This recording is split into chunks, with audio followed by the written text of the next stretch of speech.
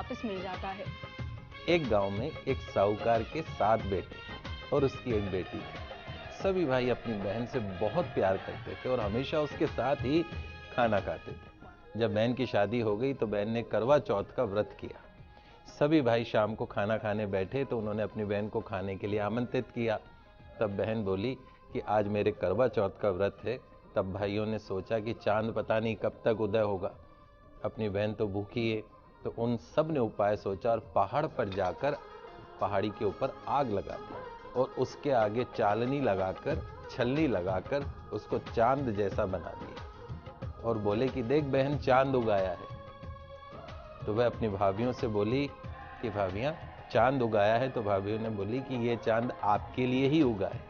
वह भोली थी तो नकली चांद को अर्घ देकर भाइयों के साथ खाना खाने बैठ गई और उसने जैसे ही पहला ग्रास तोड़ा उसमें बाल आ गया।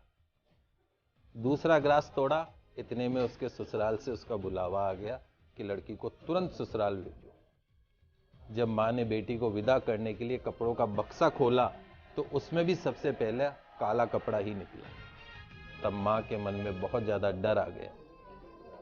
उसने अपनी बेटी को एक सोने का सिक्का देते हुए कहा कि तुझे रास्ते में जो भी मिले उसके पैर छूती जाना और जो तुझे सुहागन होने का आशीर्वाद प्रदान करे उससे यह सिक्का दे देना और अपने पल्लू पर गांठ बांध लेना। सिक्का देने के पश्चात अपने पल्लू पर गांठ बांध लेना।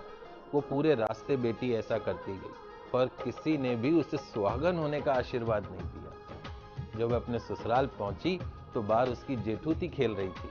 उसने उसके पांव छुए तो उसने सदा सुहागन होने का और 7 पुत्रों की माता होने का आशीर्वाद दे दिया।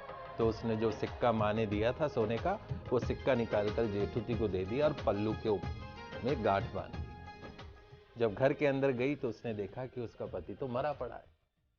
जब उसके पति को जलाने के लिए ले जाने लगे तो उसने अपने पति की लाश को नहीं ले जाने दी।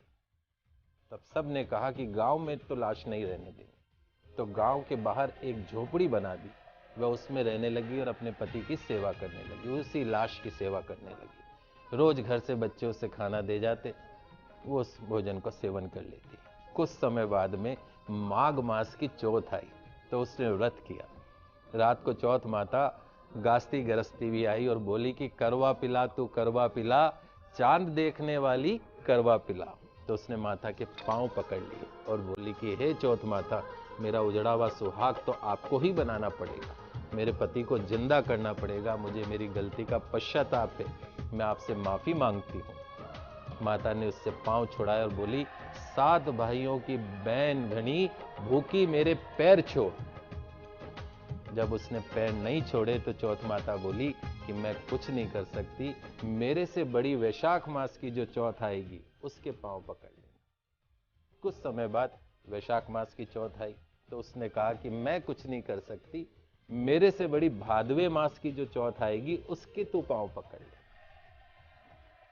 जब भादवे मास की चौथ आई तो उसने भी यही कहा कि मैं कुछ नहीं कर सकती, मेरे से बड़ी कार्तिक मास की जो चौथ आएगी वो ही तेरे पति को जीवन दान दे सकती है, लेकिन वो तेरे से सुहाग का सम्मान मांगेगी और तू वो सब तैयार रखना, लेकिन मैंने तुझे ये सब बताया है, ऐसा मत कहना किसी को।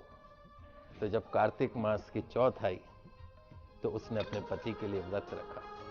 रात को चौथ माता आई तो उसने चौथ माता के पांव पकड़ लिए और बोली कि 7 भाइयों की लाडली बहन घनी भूखी घनी तिसाई, पापनी मेरे पांव छोड़, चौथ माता ने कहा। तब वो बोली कि हे चौथ माता, मेरे से भूल हो गई, मुझे माफ कर दो, मेरे पति को जीवन दान दो, क्योंकि आप ही तो जगत की माता हो, सबकी इच्छा पूरी करने वाली आप हो।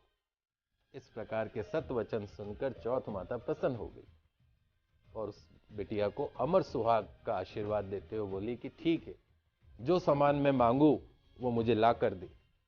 माता ने जो सामान मांगा वो उसने उसे ला कर दे दिया। तब चौथ माता बोली कि तुझे ये सब किसने बताया?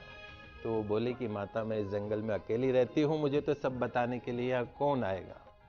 चौथ माता ने मांग में से सिंदूर लिया, आंख में से काजल और चिटली अंगुली से मेहंदी निकालकर उसके पति के छीटा तो उसका पति जीवित हो गया। माता ने उसके पति को जीवित कर दिया और सदा सुहागन होने का उसे आशीर्वाद प्रदान किया। सुबह बच्चे जब खाना लेकर आए तो उन्होंने अपने चाचा को जीवित पाया। दौड़कर घर गए और सबको बताया कि चाचा जीवित हो गए हैं। सब लोग वहां गए तो देखा कि बच्चे सच कह रहे हैं। अपने बेटे को जीवित देखकर सास बहुत खुश हुई। बहू ने सास के चरण छुए तो सास ने भी बहू को अमर सुहाग का आशीर्वाद प्रदान किया। बहू ने सास को चौथ माता के चमत्कार के बारे में बताया। तो चौथ माता का व्रत सभी सुहागिन महिलाओं को करना चाहिए। कुल 13 चौथ अवश्य करनी चाहिए। तो हे चौथ माता, जैसे साहूकार की बेटी का सुहाग आपने अमर किया, वैसा सभी का करना। कहने सुनने वालों को, हुकारा भरने वालों को, सभी को अमर सुहाग देना। बोलो मंगल करणी दुख हरणी चौथ माता की जय। कथा सुनने के बाद में जो चावल आपके हाथों में थे उनको अपने पल्ले में बांध लीजिए। चंद्रमा को जल का अर्घ प्रदान करने से पहले उन्हें रोली और चावल के छींटे से उनकी पूजन करिए। पति की दीर्घायु की कामना करनी चाहिए। कथा के बाद करवे पर हाथ घुमाकर अपनी सासू जी के पांव छूकर आशीर्वाद लें और करवा उन्हें दे दें। रात्रि में चंद्रमा निकलने के पश्चात छलनी की ओर से चंद्रमा को निहारें और चंद्रमा को अर्घ प्रदान करें। इस प्रकार की